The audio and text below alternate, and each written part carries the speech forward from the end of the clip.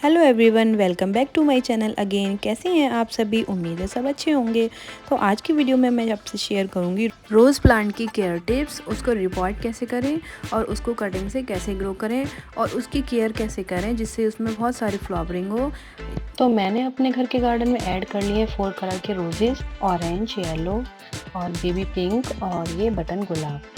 तो इस प्लांट की अगर हम थोड़ी सी भी केयर कर लें, थोड़ी सी भी अच्छे से इसकी देखभाल कर लें, तो ये गर्मियों के दिनों में भी हमें बहुत सारी फ्लावरिंग करके देगा।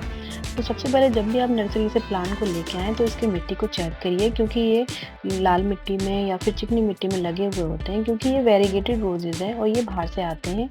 ये मिट्टी हमारे एटमॉस्फेयर में नहीं मिलती है, इसीलिए इनको ये लाल मिट्टी में लगाते हैं।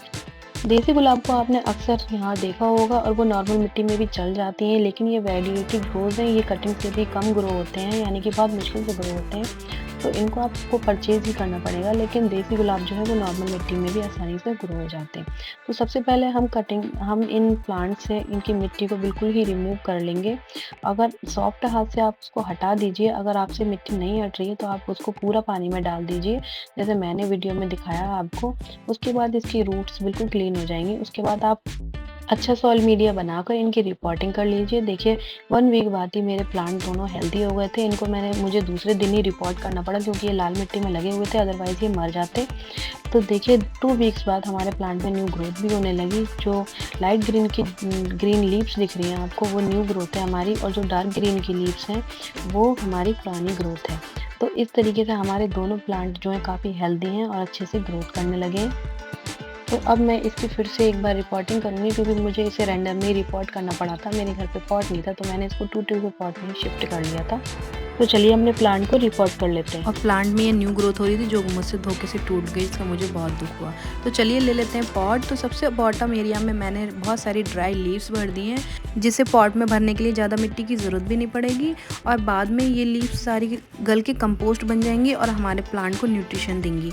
मगर अभी हमें अपने प्लांट में कंपोस्ट ऐड करना पड़ेगा ताकि इसको तुरंत न्यूट्रिशन मिले। अब मैं अपने पॉट को ग्रो कर रही हूँ ताकि हमारा जो प्लांट की रूट्स हैं वो बिल्कुल भी डिस्टर्ब ना हो। लेकिन मेरी सॉइल अच्छी थी, इसीलिए वो थोड़ी सी टूट गई, लेकिन सॉइल मेरी डिस्टर्ब नहीं हुई। तो मैंने आराम से इसको उठा के अपने पॉट में शिफ्ट कर लिया। उसके बाद और दूसरी सॉइल ऐड करके मैं अच्छे से इसमें वाटरिंग कर दूँगी। और मैंने दोनों ही प्लांट को दूसरे न्यू पॉट्स दे दिए हैं, दोनों को शिफ्ट कर लिया है। उसके बाद मैंने ये देसी गुलाब की वैरायटी ली थी जिसको मैंने कटिंग से ग्रो किया एक डिस्पोजेबल ग्लास में। अब इसकी रूट्स डिस्टर्ब ना हो जाए, इसलिए मैंने इसको ग्लास से नहीं निकाला, सिर्फ ग्लास का बॉटम एरिया जो है वो कट कर दिया, ताकि नीचे से रूट्स जो है वो हमारे पॉट में अपने आप चली जाएंगी। उसके बाद मैंने इसको अच्छे से रिपोर्ट कर दिया, वाटरिंग कर दी और अच्छे से कंपोस्ट भी ऐड कर दिया। कुछ दिनों बाद हमारे इस प्लांट में भी देखिए कितनी अच्छे से ग्रोथ होने लगी। तो इसमें गुलाब के लिए सबसे अच्छी खाद सिर्फ गोबर की ही हो सकती है, और ये सड़े हुए गोबर की जो खाद होती है वो गुलाब को बहुत ही पसंद है, और उससे ही हमारे जो गुलाब हैं वो हेल्दी और बहुत सारी फ्लावरिंग करते हैं। तो आप इनको ज़रूर अपने गुलाब में ऐड करिए। तो ये लिया है मैंने बटन रोज़, तो ये भी बहुत प्यारा प्लांट था, मैंने 30 रुपीज़ का लिया था वेंडर से। और जैसे मैं आपसे हमेशा बोलती हूँ, जब भी आप नर्सरी से प्लांट लेकर आएँ तो उसकी सॉइल को देखिए, कहीं वो चिकनी मिट्टी में तो नहीं लगी है। अगर मिट्टी हार्ड है तो आप उसको बिल्कुल हटा दीजिए, अगर मिट्टी सॉफ्ट है तो उसको हटाने की ज़रूरत नहीं है, वो ऐसे ही लग जाएगा। इसी तरीके से मैंने जब इसकी मिट्टी देखी तो सॉफ्ट थी, तो इसलिए मैंने उसको नहीं हटाया।